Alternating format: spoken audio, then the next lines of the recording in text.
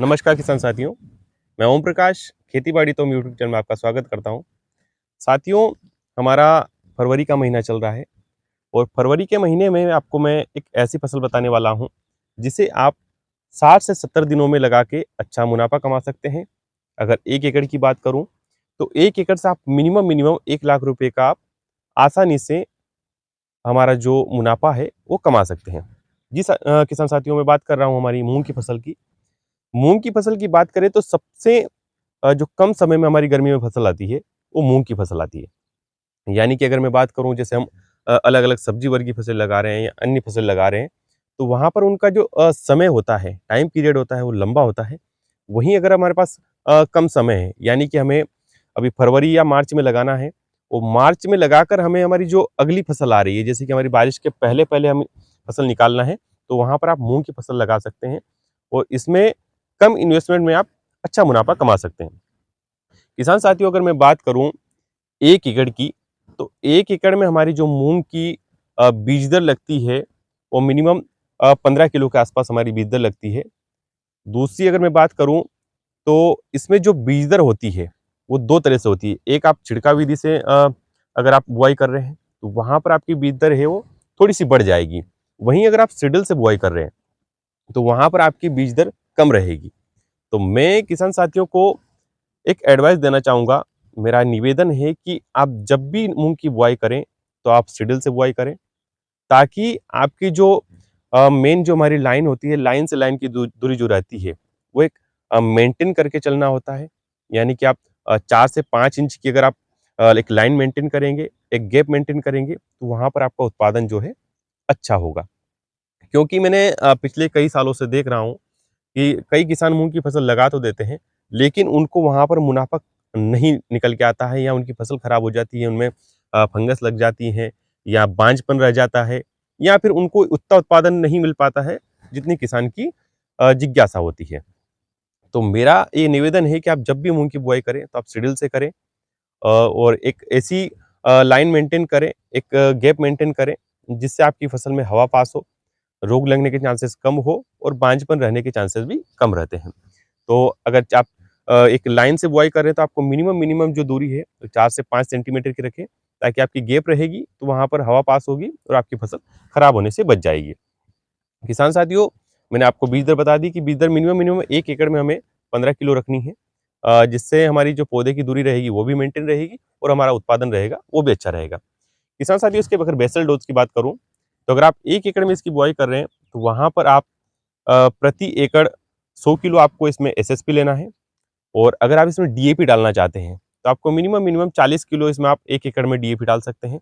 इसके अलावा हमें यूरिया की मात्रा इसमें कम रखनी है, यानी आप 1 एकड़ में आप यूरिया डालना चाह रहे हैं, तो आपको मात्र 20 किलो के आसपास इसमें यूरिया देना है।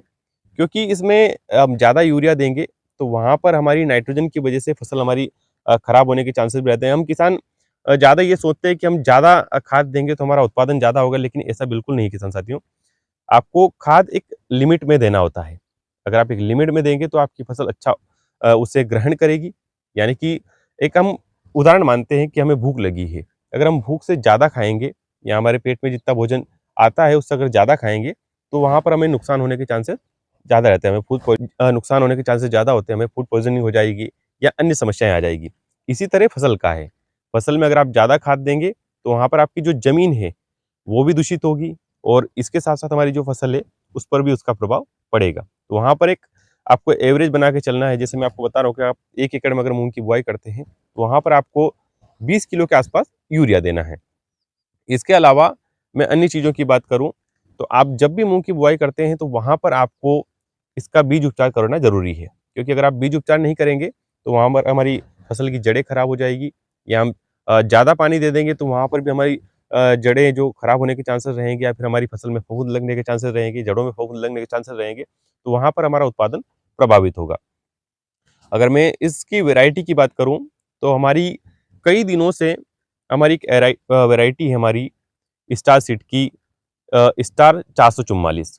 जी हाँ, किसान साथियों, स्टार 444 वैरायटी जो है, कई दिनों से टॉप पर बनी हुई है क्योंकि इसका उत्पादन भी अच्छा आता है और इसके साथ-साथ इसकी जो पैदावार है, वो भी अच्छी रहती है और किसान साथियों की ये मनपसंद वैरायटी है स्टार 444।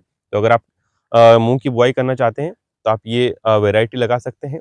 इसके अलावा हमारी एक और वैरायटी है पीडीएम 139, वो भी कई दिनों से टॉप पर बनी हुई है। तो अगर आप ये 2 वैरायटियाँ लगाते हैं तो आप निश्चिंत ही अच्छा मुनाफा कमा सकते हैं। और इसमें टाइम पीरियड की बात करूँ तो हमें जो बुआई का समय लेना है, वो हमें 20 फरवरी से हमारा मूँग का बुआई का सीज़न शुरू हो जाता है। कई किसान इसे 1 मार्च के आसपास भी करते हैं या उसके बाद में भी करते हैं, 15 मार्च तक भी इसकी बुआई चलती है। तो आप एक ऐसा टाइम मेंटेन करके चले, कई किसान क्या टाइम मेंटेन नहीं करते हैं और जब बारिश का सीज़न आता है, तो वहाँ पर किसान भाग-दौड़ करते हैं। वहाँ पर कई किसानों की फसलें बारिश में खराब हो जाती है या फिर बारिश में सूख नहीं पाती है, तो उस वजह से भी किसानों को नुकसान उठाना पड़ता है। तो आप अगर इस चीज़ की खेती कर रहे हैं, मूँग की खेती कर रहे हैं, तो आप 15 मार्च तक इसकी बुआई कर दें। तो जब 15 मार्च से 15 मई तक हमारी फसल पक जाएगी या फिर हमारी मई के महीने में एंड महीने हमारी फसल पक जाएगी, तो वहाँ पर जून से पहले-पहले हमारी फसल हार्वेस्ट हो जाएगी, तो वहाँ पर हमें नुकसान नहीं उठाना पड़ेगा। इसके अलावा मूँग के बारे में पूरी डिटेल हम सीरीज़ बनाएँगे क्योंकि मैं जैसे ही मेरे गेहूँ निकलते हैं, मैं मूँग की पूरी बुआई से लेके कटाई तक की पूरी सीरीज़ इसमें बनाऊँगा। तो अगर कोई किसान साथी को क्यूरी है, उनको बीज दर जानना हो, उनको बेसल डोज़ जानना हो, उनको वैरायटी जाननी हो या इनमें जो हम इंसेक्टिसाइड का उपयोग करते हैं, जानना हो, तो आप हमारे कमेंट बॉक्स में कमेंट कर सकते हैं। तो मैं आपके कमेंटों के जवाब दूँगा और आपको जो भी उचित वैरायटी रहेगी या आपकी जो मिट्टी के हिसाब से जो उचित वैरायटी रहेगी, उनके मैं आपको टोटल चीज़ें आपको रिकमेंड करूँगा। तो अगर जानकारी अच्छी लगे तो हमारे कमेंट बॉक्स में कमेंट करें, ताकि हम आपको समय-समय पर अच्छी जानकारी प्रोवाइड कर सकें। और अगर आप हमारे नए चैनल पर नए हो, तो हमारे चैनल को सब्सक्राइब करें और इस वीडियो को ज़्यादा से ज़्यादा शेयर करें ताकि हमारे किसान साथी ये वीडियो देखकर अच्छा मुनाफ़ा कमा सकें। धन्यवाद।